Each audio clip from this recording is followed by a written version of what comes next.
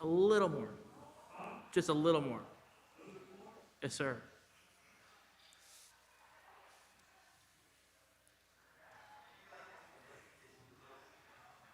That's pretty close. Yeah, that's about it, where your hand was. Yeah, you're pretty close, though.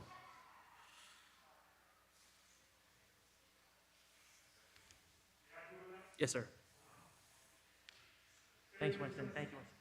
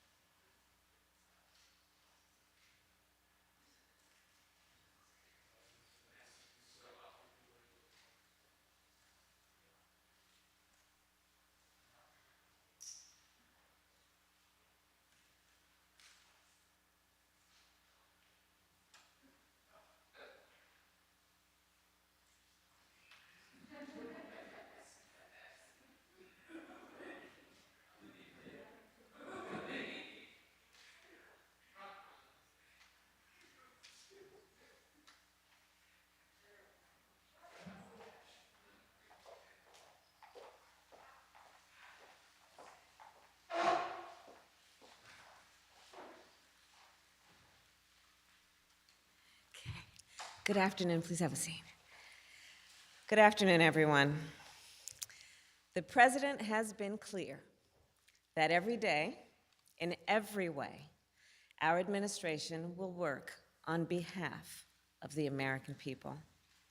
And this has been true as we delivered historic relief through the American Rescue Plan to families and small businesses, as we continue the fight to pass legislation to protect and strengthen the sacred right to vote, and as we continue the work to strengthen our nation's care economy. And this is true today, because today we move one step closer to making a once-in-a-generation investment in our nation's infrastructure. Today, Democrats, independents, and Republicans in the United States Senate passed the Infrastructure Investment and Jobs Act. So let me describe just a little bit about why this bill is so important. It is an investment in the roads and bridges we drive on every day to get our kids to school. It is an investment in the public transit we rely on to get to work. It will mean people in our nation won't have to drink water from lead pipes or go to a fast food parking lot to get high-speed internet.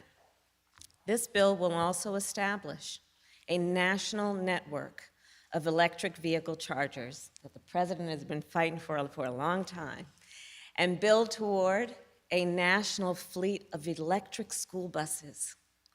And the way I see it, an investment in infrastructure, it provides people with what they need to get where they need to go. This bill that passed the Senate today gives people what they need to get where they need to go. And it will do that while also creating millions of good union jobs for our nation's workers.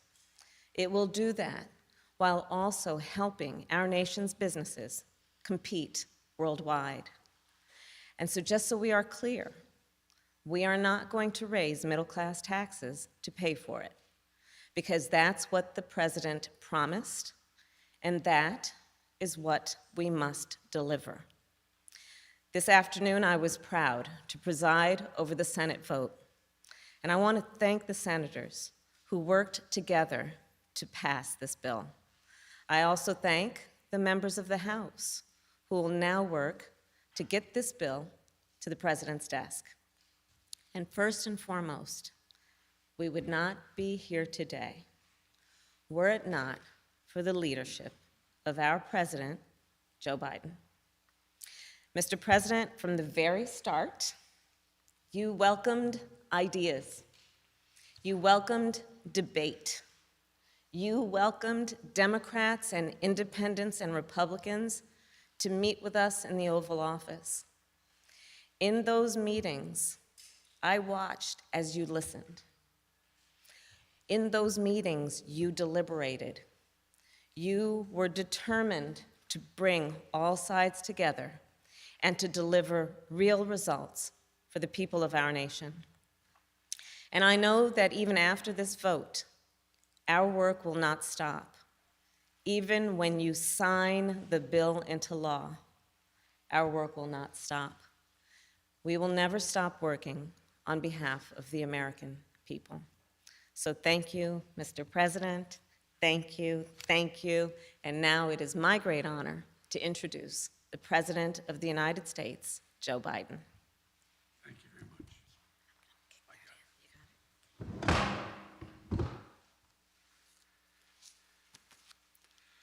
Well, thank you, Madam Vice President. First of all, I want to thank a group of senators, Democrats and Republicans, for doing what they told me they would do. The death of this legislation was mildly premature, as reported. They said they're willing to work in a bipartisan manner, and I want to thank them for keeping their word. That's just what they did. After years and years of infrastructure week, we're on the cusp of an infrastructure decade that I truly believe will transform America. As you all know, just a short while ago, the United States Senate passed the Infrastructure Investment and Jobs Act, the very legislation I ran on when I announced my candidacy for the nomination for president. A historic investment in the nation's roads and highways, bridges and transit, and our drinking water systems and broadband, clean energy, environmental cleanup, and making infrastructure more resilient, and the climate crisis much more in our minds is how do we deal with it. You know, we're poised once again, and I mean this in a literal sense, to make the same kind of historic investments that have so often made it possible for America to build the future and allow us to outcompete the rest of the world. From building the Erie Canal in the early 1800s, a bipartisan effort, the Transcontinental Railroad, to construction that was constructed during the Civil War, to Dwight Eisenhower's interstate highway system in 1950s. The investments that literally connected our entire nation and fundamentally changed the pattern of life in America. To the public investments that took us to the moon and the discovery of life-saving medicines and vaccines and gave us the internet. America's often had the greatest prosperity and made the most progress when we invest in America itself. And that's what this infrastructure bill does. With overwhelming support from the United States Senate, 69 votes in the Senate, a vote margin bigger than when the interstate highway system passed in the Senate in 1956. It makes key investments that will, one, create millions of good union jobs all across the country, in cities, small towns, rural and tribal communities. America, this is how we truly build back better. This bill is going to put people to work, modernizing our roads and our highways and our bridges so commuters and truckers don't lose time in traffic, saving billions of dollars nationally. Today, up to 10 million homes in America and more than 400,000 schools and child care centers have pipes with lead in them, including for drinking water. This is a clear and present danger to the health of America, particularly to our children's health. This bill is going to put plumbers and pipe fitters to work, replacing all the nation's lead pipes so every child, every American, can turn on a faucet at home or in school and know they're drinking clean water. During remote learning during the pandemic last year, we saw too many families forced to literally sit in their vehicles in a fast food parking lot so their children could get on the internet they couldn't afford and didn't have access to at home. This bill will deliver affordable high-speed internet to every American, a necessity for the 21st century. We'll also see we've seen in the last couple of years, the damage done in Texas and other places when transmission lines carrying power were taken down by extreme and unanticipated weather, leaving millions of folks without electricity for weeks and weeks, costing our economy billions and billions of dollars. This bill provides upgrades to our power grid so that more secure and resilient and cleaner energy can be transferred across those wires. Down in New Orleans, I met with the incredible women and men who are in charge of the water system, some of it running on technology that is literally 100 years old. This bill is going to provide opportunities to upgrade their system. It also allows American workers to strengthen our natural infrastructure, like our levees. These are at risk of catastrophic collapse in the face of extreme weather like superstorms, wildfires, droughts, hurricanes, and heat waves. Last week, I stood, and many of you were with me, on the south lawn of the White House with the United Auto Workers and with leaders from the big three automobile companies in America, surrounded by iconic American vehicles that will all be electric and made right here in America in not too distant future. This bill is also going to put IBEW workers, electrical workers, to work installing a truly national network of electric vehicle charging stations that will transform the way we travel and move commerce. And by the way, around those charging stations, you'll see, just like around we put in gas stations on our state highways, you'll see other industries build up. We have the benefit of significantly reducing pollution from vehicles on our roads. Look, this bill, I believe, will make the most important investment in public transit in American history. When I went to Philadelphia not too long ago for Amtrak's 50th anniversary, I was proud to be able to say that this bill was in the works and that it would be the most important investment in rail since the creation of Amtrak itself. This bill will upgrade railroad tracks so people can get to work and their destinations faster, and it will build new lines to get people to more places faster, reducing, I might add, pollution as well. And here's another critical part of the bill. 90% of the jobs created don't require a college degree. You're tired of hearing me say it, I know, but this is a blue-collar blueprint to rebuild America. We're going to do all of this by keeping my commitment. We will not raise taxes by 1 cent on people making less than $400,000 a year. Everyone from union to business leaders to economists, left, right, and center, believe the public investment contained in this bill will generate more jobs, higher productivity, higher growth for our economy over the long term. Forecasters on Wall Street project that over the next 10 years, our economy will expand by trillions of dollars, and it will create an additional 2 million jobs a year beyond what was already projected. Good paying jobs all around the country. Experts believe the majority of the bill's benefits will flow to working families. Faster commutes, cleaner water, less expense, available and affordable internet. These are the things that working families need. And last week's job report shows our economy is recovering at a record rate. 934,000 new jobs created in July. It's going to go up and down, but 4 million jobs created since I took office. This bill is going to help make a historic recovery a long-term boom.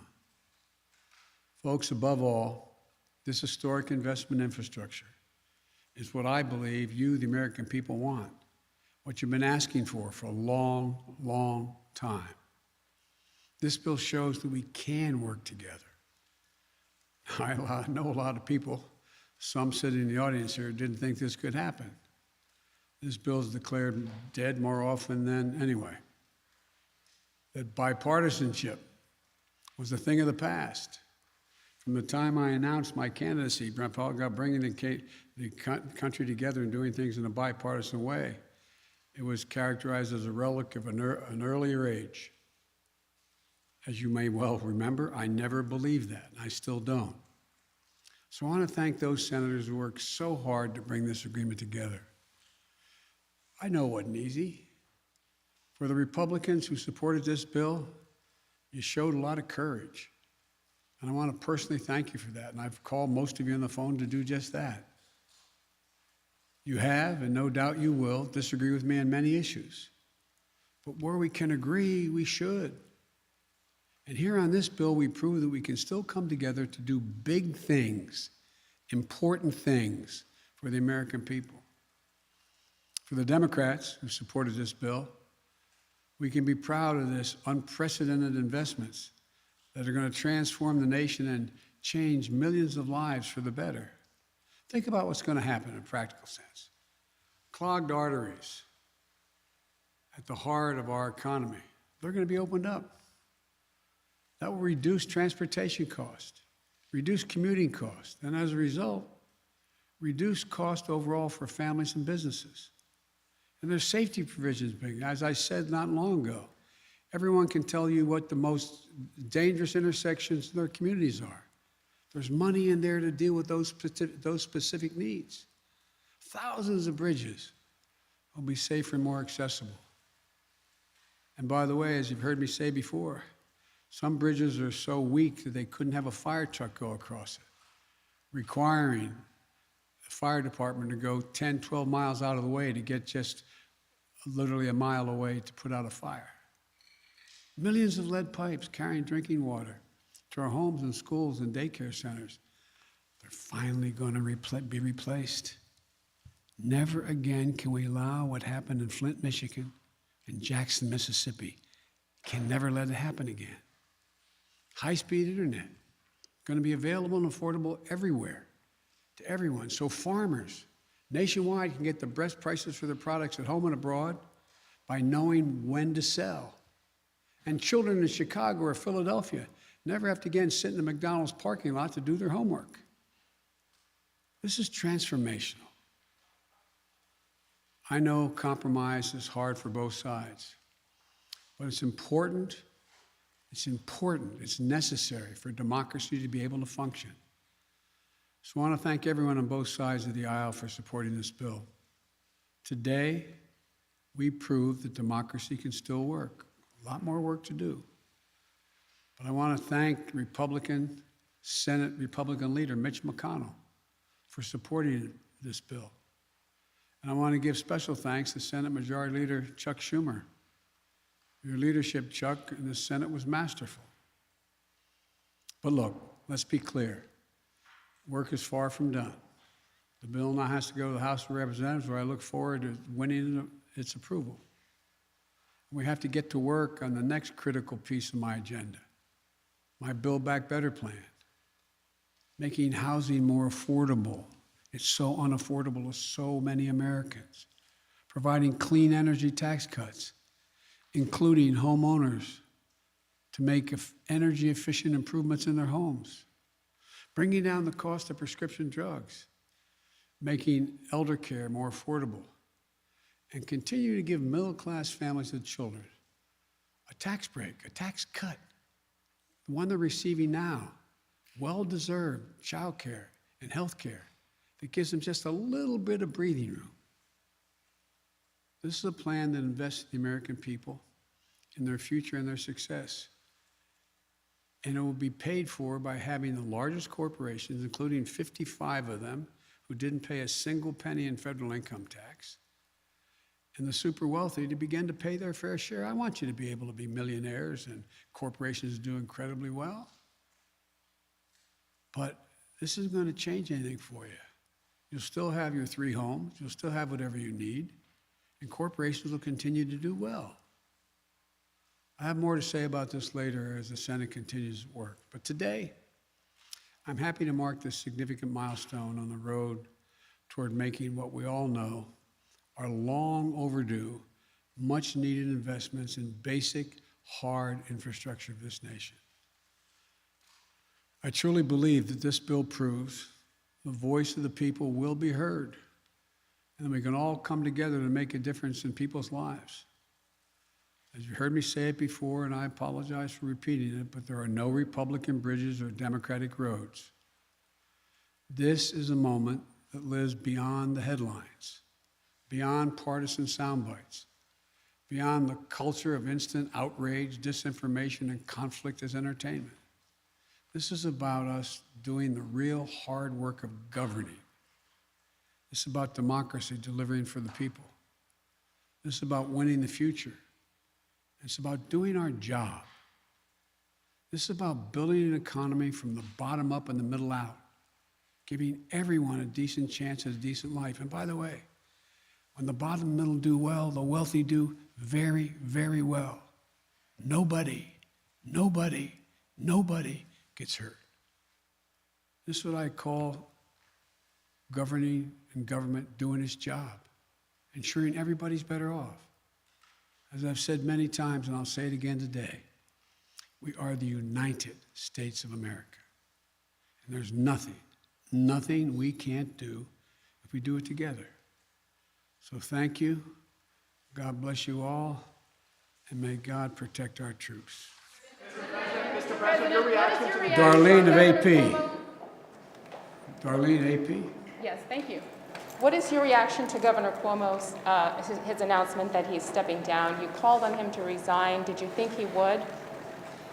I respect the governor's decision, and I respect the decision he made. Mr. President, how concerned are you right now about children in schools, given the 94% of children, many of them unable to get vaccinated because they're too young, have now tested positive? What are your concerns, and how concerned are you that schools will not be able to stay open as you've asked for? My concerns are deep, and I'm very concerned. And we all know why. Look, I understand that there are millions of people who decided, adults, who decided not to get vaccinated. And I understand that to badger those folks is not likely to get them to move and get vaccinated. But I also understand that the reason children are becoming infected is because in most cases they live in low vaccination rate states and communities, and they're getting it from unvaccinated adults. That's what's happening. And so my plea is that for those who are not vaccinated, think about it. God willing, the FDA is going to be coming out in a reasonable time frame to say this vaccine is totally safe. We've seen millions of doses around the world, 1 billion doses already. And we know how it's transmitted. And one of the things that I find a little disingenuous, when I suggest that people in zones where there is a high risk wear the mask like you all are doing, I'm told that government should get out of the way and not do that. They don't have authority to do that. And I find it interesting that some of the very people who are saying that, who hold government positions, are people who are threatening that if a school teacher asks a student if they've been vaccinated, or if a principal says that everyone in my school should wear a mask, or the school board votes for it, that governor will nullify that. That governor has the authority to say you can't do that. I find that totally counterintuitive and, quite frankly, disingenuous. Presidential powers to intervene in states like Texas and Florida where they are banning mask mandates? I don't believe that I do thus far. We're checking that. But there are on federal workforce I can. And I think that people should understand, seeing little kids, 4, 5, 6 years old, in hospitals on ventilators, and some of them passing, not many, but some of them passing. It's almost, it's just, well, I should not characterize it beyond that. On Andrew Cuomo, his resignation, what impact, as the head of the party, what impact does his resignation have on the Democratic Party? I think the impact is all on Andrew Cuomo and his decision to make that judgment, and I respect his decision. In just the last few days, multiple cities in Afghanistan have fallen to the Taliban. There's irrefutable evidence that a vast majority of those Afghan forces cannot hold ground there. Has your current plan to withdraw U.S. troops changed at all? No. Look, we spent over $1 trillion over 20 years. We trained and equipped with modern equipment over 300,000 Afghan forces. And Afghan leaders have to come together. We lost death and injury, thousands of American personnel. They've got to fight for themselves, fight for their nation. The United States, I'll insist we continue to keep the commitments we made of providing close air support, making sure that their Air Force functions and is operable, resupplying their forces with food and equipment, and paying all their salaries. But they've got to want to fight. They have outnumbered the Taliban, and I'm getting daily briefings. I think there is still a possibility. You have a significant new Secretary of Defense, our equivalent of Secretary of Defense in Afghanistan, Bushmullah Khan, who's a serious fighter. I think they're beginning to realize they've got to come together politically at the top. But we're going to continue to keep our commitment. But I do not regret my decision.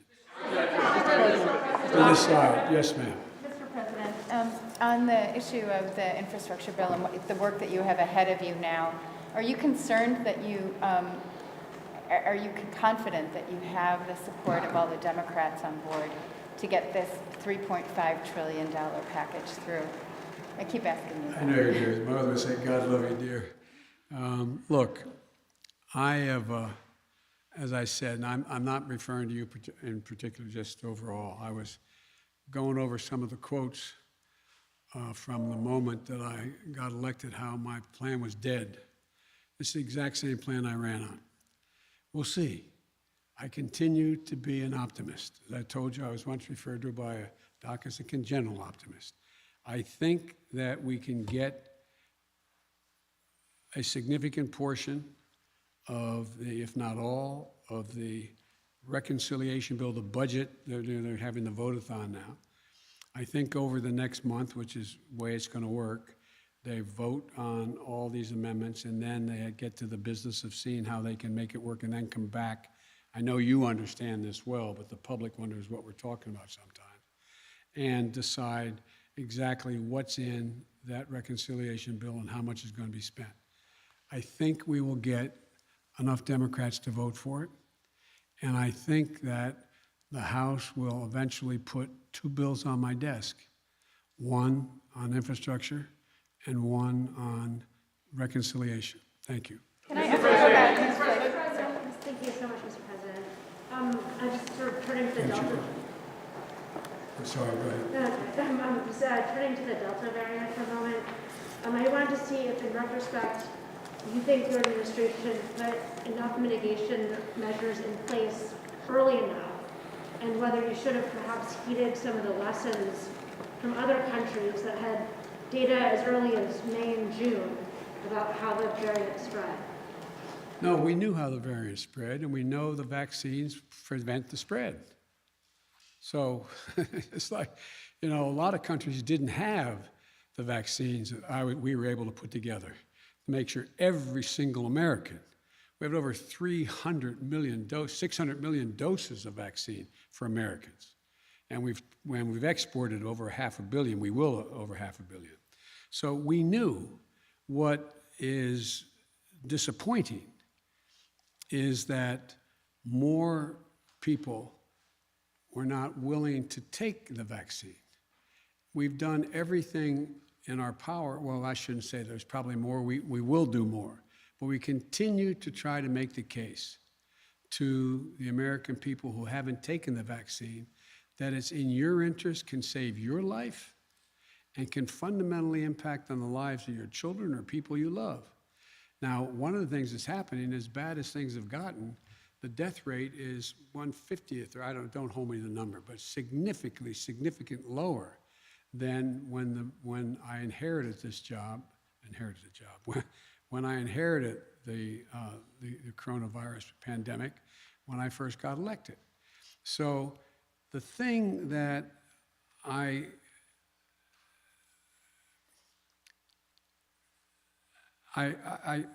continue to hope that people will overcome their fears, because their fears are based on, some are just as a political statement, but very few. I think most people are worried. That's why I'm hoping that the FDA will say that we permanently approve of these vaccines, because we have enough for everyone. And I'm hoping that as people realize, and it is picking up, vaccines are picking up, but not at the rate they were before. Remember, I was setting up, stadiums, sports stadiums, and we were doing thousands of vaccines a day. And I wish I could have thought of something beyond what we've thought of that make everybody want to get the vaccine, but that hadn't been the case. Now, at a federal level, what I'm going to be doing is making sure that they understand that I do have authority to say, if you're going to come into this building into a federal building that you have to have been vaccinated or show that or be wearing a mask. And I think that I'm going to use, and I anticipate that it's probable that the Defense Department will, as they put in place all the mechanisms needed to be able to, in fact, impose or initiate a mandate for all the regular forces and reserves to get vaccinated. But I continue to be hopeful. You see, I had a long talk, I had a talk with Governor Asa Hutchinson, who said he made a mistake. And he is working really hard going around. He told me that he's doing a lot of town meetings, not all of which are being embraced, but he's making the case. We're going to continue to make the case. If I may, ironically, one of the Democrats through the years that you spoke with about infrastructure the most was Andrew Cuomo, who is resigning, who announced he's resigning today. You had traveled New York with him when you were vice president to the launch of the reconstruction of LaGuardia. He was someone who supported your campaign early on. No, you called on him to resign. No, you condemned the alleged behavior. But you're someone who spends a lot of time with mayors and governors. How would you assess his 10.5 years as governor of the state? In terms of his personal behavior or what he's done as a governor? What he's done as a governor. I thought he's done a hell of a job. And I mean, both on everything from access to voting to infrastructure, to a whole range of things. That's why it's so sad. Okay, the last question, right here. Sure, Mr. President, I have a question about the significance of the bipartisan nature of the infrastructure agreement. Are there lessons learned from that agreement that can be applied to voting reform, police reform, or LGBTQ civil rights? By you guys or by me? By anyone. I'm sorry, I shouldn't kid, because I was just reading about 50 statements from very serious press people about how my whole plan was dead from the beginning. Look, the lesson learned is being willing to talk and listen. Listen. Call people in. No, let me finish it. And I think the lesson learned is exposing people to other views. And so that's why from the beginning, on all the subjects you raised, I've sat with people and listened to their positions, some in agreement with where I'm in, some in disagreement. And so I think it's a matter of listening. It's part of democracy. Thank you all so very much. Sir, why have you not named an FDA commissioner, sir? To this point? I'm not going to comment any more on Andrew Cuomo. You haven't named an FDA commissioner? Why have you not yet named an FDA commissioner, sir? Say again? You haven't named an FDA commissioner yet. I was wondering why you haven't found or named a permanent FDA commissioner yet.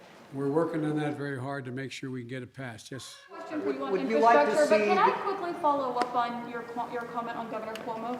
Can you really say that he has done a quote hell of a job if he's accused of sexually harassing women? Look, you asked two different on the questions. job?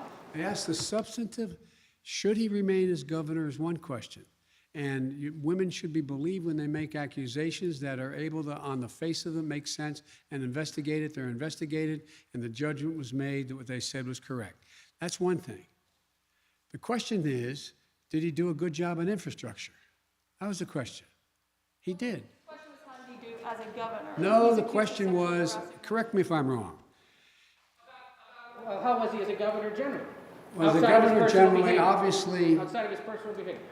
outside of his personal behavior. But Okay. can you separate the two? Since No, it was I'm not. I lawful? was asked a specific question. Okay. I'm trying to answer specifically. What do you want to ask me specifically? Well, I'd like to ask you about infrastructure as well. Given that you have said this is such an urgent bill that needs to be passed, why not have the House take it up immediately for a vote?